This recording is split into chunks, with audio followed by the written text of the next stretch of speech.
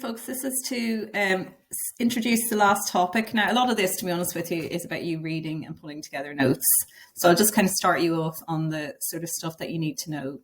So there's two aspects to this, urban and rural, right? So you should separate the two of those. And the specification has them now. Right, so there's your urban comes first and then rural. Okay, so they actually give you an awful lot of detail of what you need. Now, the key thing here is to note what they're after, right? So in an exam question, you want to write using appropriate examples. Okay, so make sure that when you have your own notes that you have appropriate examples, okay, of areas, types of technologies, or strategies, and also examples of areas for like cities where countries where they've been applied.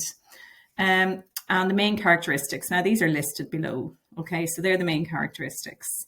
And what you're looking for really is to note where they link sustainability, zero carbon, and technology. So sustainability and zero carbon are sort of similar in a way. I suppose sustainability is a larger concept than zero carbon. Sustainability, particularly for rural sectors, is really about keeping people living on the land and not having them move to cities, where sustainability with cities is really about being able to handle the number of people living there and keep services going for them, so that you don't end up with, I suppose, what happens if you don't have the facilities to cope with everybody that's living in the city. You end up with slums and barrios and, you know, various kind of just pop-up towns and so on.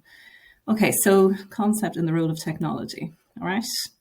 So you can see here there's a lot of them, and a lot of them are, let's see, one of the more difficult ones. This one is really about district heating and cooling, microgeneration and smart grid technology. That you will be familiar with before, so just remind yourself of what is a smart grid. And microgeneration obviously is just small scale, so the idea is that you have more localized sources of electricity and heat. Lower cost, more comfortable and versatile buildings. That's really about good design of buildings, right? So there's some features there that you probably haven't heard of. Integrated and flexible transport facilities. I don't think you'll find that particularly surprising. I think that we've met a lot of that, you know, good public transport and so on. Planned waste management, right? So you might find something new there. The reuse of brownfield sites. That's not, you know, obviously it could be reused for any of the other things like microgeneration and so on.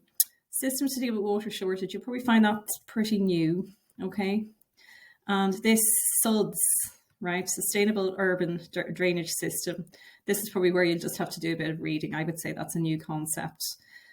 Using green space to moderate the urban heat island. That's an interesting idea where you actually, just having large areas of land with trees will actually lower the temperature of urban areas. And urban areas, because of the building and the fact that they have a lot of stone and concrete and so on, that absorbs heat and then slowly releases it, you actually find that urban centres are a couple of degrees warmer than the surrounding rural areas, no matter what the weather is. You might have noticed that, and anyway, you might have heard of that before.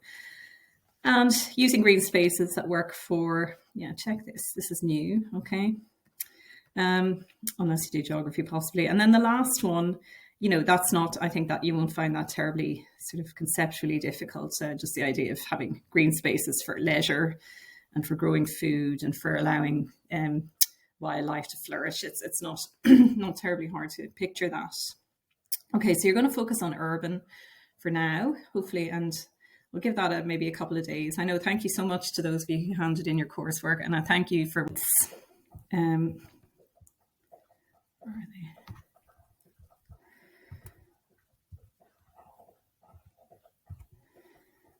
Okay, get my notes up.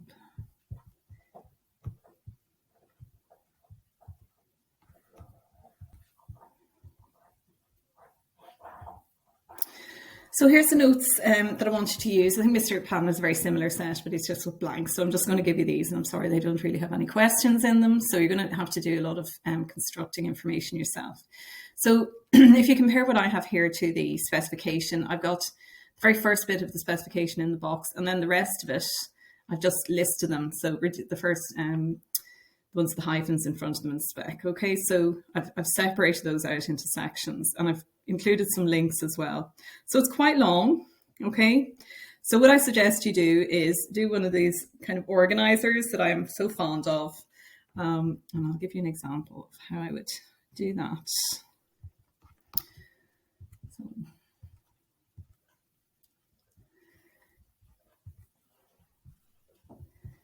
okay, so what I'm suggesting is that you, so your urban development.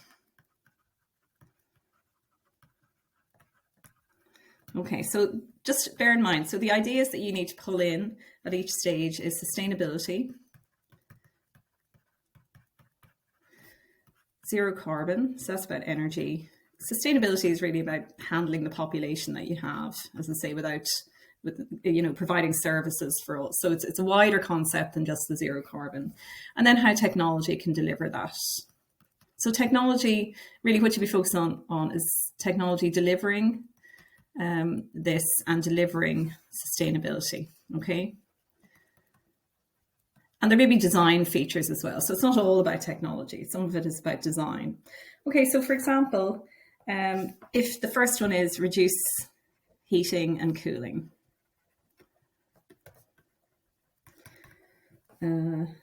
Energy use, that's not quite that. Okay, so how I would suggest you say, how can you do that, right? What are your systems? So if you look at the notes, you'll find, say, for example, district heating networks, district heating and cooling. Right, so one of them, I think, is in Bordeaux, where they're using, more detail. So e.g., let's see examples. Okay, so here is really where your suitable examples come in. So the first one I have there is in Bordeaux. Bordeaux. They have a geothermal, right? So they have hot water. They're using heat, underground heat, to provide district heating network. Right, so they supply, let me see, I think I've got a link here to that, saying exactly what they supply. I think, okay, so I've got that in for you, and you can just check. Okay, so they're using biomass and geothermal. They're saying 50%. Let's have a look at that. That might be them more generally, actually. So if you Google it, I wonder if that link is useful. In my notes, so I have here that in Bordeaux, right, their geothermal heating network is meeting 80%, 82% of heating needs, right? And there's another one in, I will mispronounce it, Aosta in Italy, that uses waste energy. So you can Google those and find, a diagram or whatever, right? Or you can just learn. But I suggest you look it up because it's actually kind of interesting that all these things are going on and they don't really make it into the news or anything. They're kind of niche. But they're really interesting and just how things are moving on and potential jobs for you as well down the line. Okay, so they use heat from waste. Okay, so all of these are very sustainable, right? You're using existing resources. You're just you presumably the waste, it would just that heat be wasted. So now you're using it to heat homes and so on. So you can see how much, and they're claiming 82%. Heating needs met. Okay, so that's the kind of way I want you to lay that out.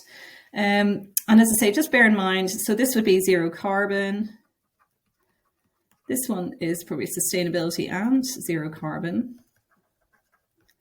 because they're using waste. Right, so just have a look at that and put your notes together. Now, in terms of the notes, you will see kind of questions. I've never seen a short question for this. They're all essay type questions, right? Because you've only 9 topics and there's 9 questions on the A2 exam, this will come up, okay? There's no way, like nothing gets left out. But it's, it's quite limited. So they're either going to do urban, rural, or some mix of both or something like that. So I've included some past papers here with mark schemes.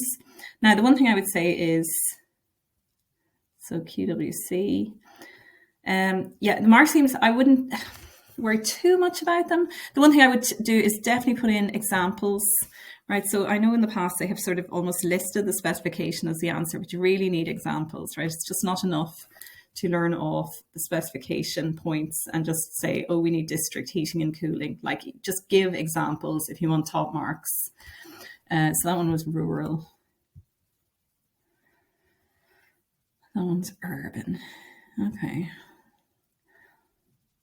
Yeah, so here you've got so you can see here they've reduced energy use for heating, passive ventilation, natural cooling, better insulation. So if you want, in fairness, you could go to the mark schemes and just list examples from those.